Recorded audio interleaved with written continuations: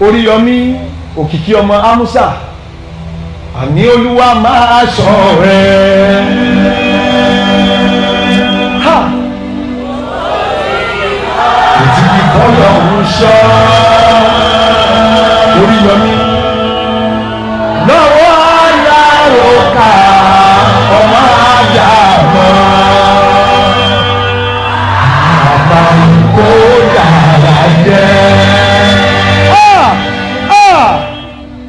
Èyí pọ̀ o, èyí pọ̀ mo rí Oriyomi òkìkí ọmọ Amusa ó gbé ọmọ dání lọ ó wá ń sunkún bí ọmọ kékeré omijé gbígbóná ó bọ́ lójú mi. Oriyomi àní Olúwa máa ṣọ́ rẹ̀ máa ṣọ́ rẹ̀ tí ìfọ́jọ́ ń sọ. Lọ́wọ́ aláròkà ọmọ àjàmọ́ àbámkó yàrá jẹ́. Nípa gbọ́dọ̀ ṣe ẹ bá tún wí. Oriyomi Ọlọ́run máa ṣọ́ rẹ̀ òkìkí ọmọ Amusa tí ìfọ́jọ́ ń sọ. Olúwa bá wá ṣọ́ lọ́wọ́ aláròkà ọmọ àjàmọ́ àbámkó yàrá jẹ́. In tó dáa ní kọ́níkẹ́ wá gbowó ẹgbọ́n bí ọmọ Ádámù ṣe bá tó dáa jẹ́. Oriyomi òkìkí ọlá ọmọ Amusa Oriyomi Hamzat òun lá ṣe odidi Kùránì yìí fún wọn lá pé oore ló fẹ́ ṣe oore ní inú rẹ̀ dùn pé wọ́n gbé oore wá sí ìlú òun kìí so ní kéèta ni ká wọ́n gbóre wá sí ìlú Ìbàdàn ìlú mi inú mi ó dùn ó fẹ́ fọ́nrán lówó oore ni ẹni tó kọ́wọ́ náà wá ìyàwó ọba oore lòun náà ṣe.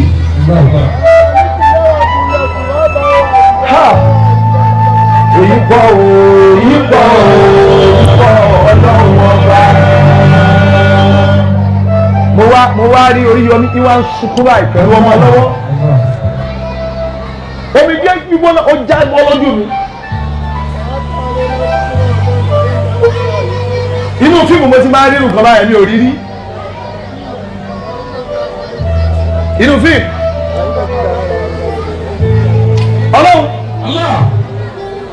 wọ́n lá orí ọjọ́ kan tí Oriyomi Hamzat tó ṣe sọ́dọ̀ tèmi.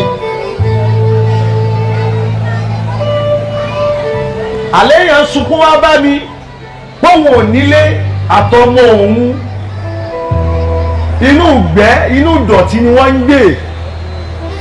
Ẹjẹ́ Kùránì ó máa lọ ẹ̀ka dáadáa wàá nájú dáná 1 million kí ẹ lọ́ máa lọ.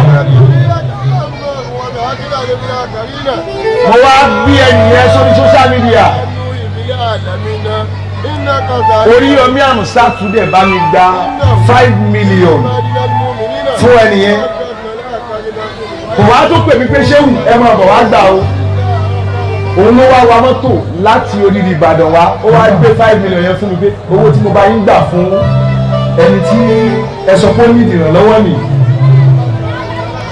Ẹnìyẹn ti do nílò lórí owó tó mú wáyà tó owó tá a pamọ́ láfi kọ́lé fẹ́ nìyẹn. Ọlọ́run irú ẹni báyìí ò gbọdọ̀ ṣubú. Oriyomi Olúwa máa ṣọ́ òkìkí ọmọ Amusa òtítí fọ́jọ́ sọ.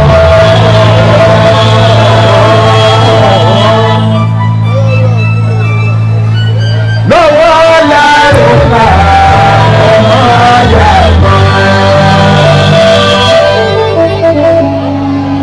àbámkó yàrá jẹ́. Ẹ ṣe dáadáa wọ́n yí nájú dáadáa láwọn olùdarí. Oriyomi òkìkí ọmọ Amusa àní Olúwa máa ṣọ́ rẹ̀.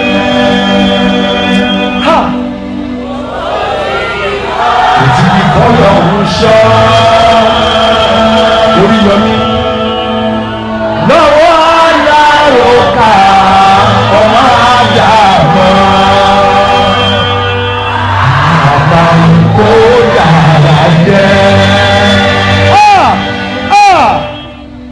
èyí pọ̀ o èyí pọ̀ mo rí Oriyomi òkìkí ọmọ Amusa ó gbé ọmọ dání lọ ó wá ń sunkún bí ọmọ kékeré omijé gbígbóná ó bọ́ lójú mi Oriyomi àní Olúwa máa ṣọ́ rẹ̀ máa ṣọ́ rẹ̀ tí ìfọwọ́jọ́ ń sọ. lọ́wọ́ aláròkà ọmọ àjàmọ́ àbáwò yàrá jẹ́. nígbà gbọ́dọ̀ ṣe ẹ bá tún wí Oriyomi Ọlọ́run máa ṣọ́ rẹ̀ òkìkí ọmọ Amusa tí ìfọwọ́jọ́ ń sọ. Olúwa bá wá ṣọ́ lọ́wọ́ aláròkà ọmọ àjàmọ́ àbáwò yàrá. tó dání kọ́níkẹ́ wá gbowó ẹ̀wọ̀n bí ọmọ Ádámù ṣe bá tó dáa jẹ́. Oriyomi òkìkí ọlá ọmọ Amusa Oriyomi Hamzat òun lá ṣe odidi Kùránì yìí fún wọn lá pé oore ló fẹ́ ṣe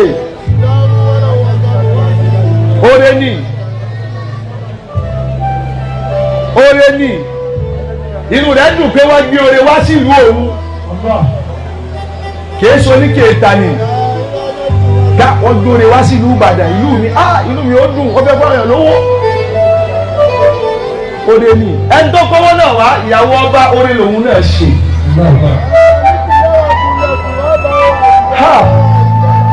èyí pọ̀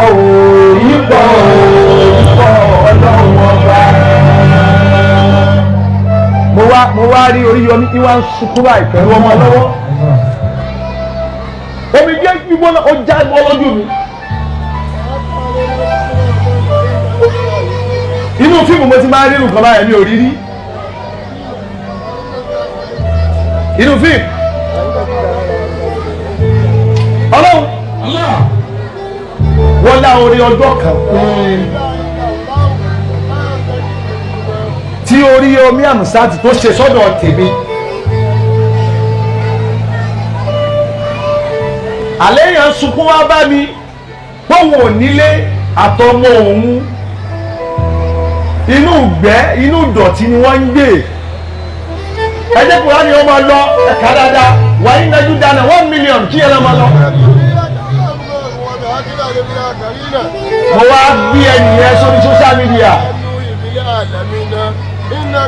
Oriyomi Hamzat dẹ̀ bá mi gba 5 million fún ẹnìyẹn kò wá tó pè mí pé ṣéwù ẹ máa bọ̀ wá gbà o òun ló wá wa mọ́tò láti orílẹ̀ Ìbàdàn wá ó wá gbé 5 million yẹn fún mi pé owó tí mo bá yín gbà fún ẹni tí ẹ sọ pé ó ní ìdìrànlọ́wọ́ nì ẹnìyẹn ti do nílò lórí owó tó mú wáyà àti owó tá a pamọ́ láfi kọ́lé fẹ́ nìyẹn. Ọlọ́run irú ẹni báyìí ò gbọdọ̀ ṣubú. Oriyomi Olúwa máa ṣọ́ òkìkí ọmọ Amusa òtí di fọ́lọ́ sọ.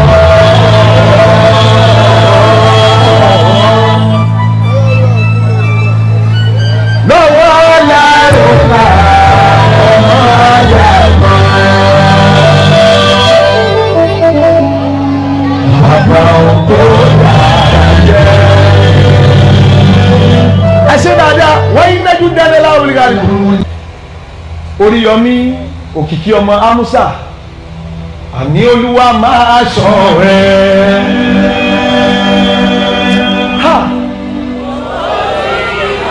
ètí ìkọlọ̀ ń ṣọ́ Oriyomi lọ́wọ́ aláròkà ọmọ àjàmọ́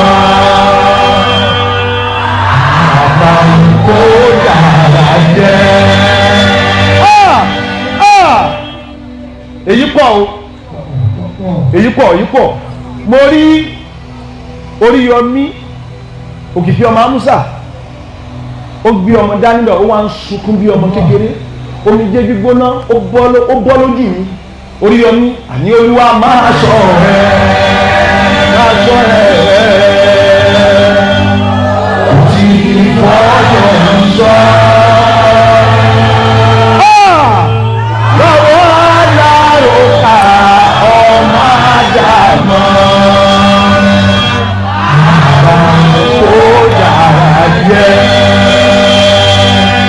Nígbà gbọ́dọ̀ ṣe ẹ bá tún wí. Oriyomi Ọlọ́run máa ṣọ́ ẹ. Òkìkí ọmọ Musa àti ìfọ́jọ́ ń ṣọ́. Olúwa bá wá ṣọ́ lọ́wọ́ aláròkà ọmọ àjàmọ́ àbáwò. Ní tó dáa ní kọ́níkẹ́ wá gbowó. Ẹgbọ́n bí ọmọ Ádámọ̀ ṣe bá tó dáa jẹ́. Oriyomi òkìkí ọlá ọmọ Amusa Oriyomi Hamzat òun lá ṣe odidi Kùránì yìí fún wọn lá pé oore ló fẹ́ ṣe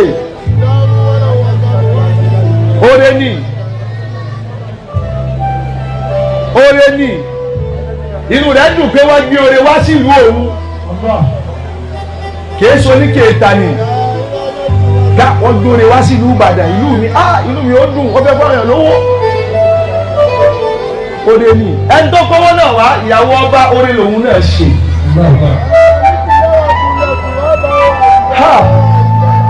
èyí pọ̀ Ọlọ́run ọba mo wá rí Oriyomi tí wọ́n ń sunkún báyìí pẹ̀lú ọmọ lọ́wọ́. Omi jẹ́ gbígbóná ó já gbọ́ lójú mi. Inú fíìmù mo ti máa rí nǹkan báyẹn mi ò rí rí. Inú fíìmù. Ọlọ́run wọ́n lá orí ọjọ́ kan tí Oriyomi Hamzat tó ṣe sọ́dọ̀ tèmi. Àléyàn sunkún wá bá mi pọ́wọ́n ò nílé àtọmọ òun inú ìgbẹ́ inú ìdọ̀tí ni wọ́n ń gbé ẹjẹ́ kúrò ní ọmọ lọ ẹ̀ka dáadáa wàá ní dájú dáná 1 million kí ẹ lọ́mọ lọ. Mo wá bí ẹnìyẹn sórí social media Oriyomi Hamzat dẹ̀ bá mi gba 5 million fún ẹnìyẹn. Kò wá tó pè mí pé ṣéwù ẹ máa bọ̀ wá gbà o. Òun ló wá wa mọ́tò láti oríire Ìbàdàn wá ó wá gbé 5 million yẹn fún mi pé owó tí mo bá yín gbà fún ẹni tí ẹ sọ pé ó ní ìdìrànlọ́wọ́ nì. Ẹnìyẹn ti donílé lórí owó tó mú wáyà tó owó tá a pamọ́ láfi kọ́lé fẹ́ nìyẹn. Ọlọ́run irú ẹni báyìí ò gbọ́dọ̀ ṣubú. Oriyomi Olúwa máa ṣọ́ òkìkí ọmọ Amusa òtítí fọ́jọ́ sọ.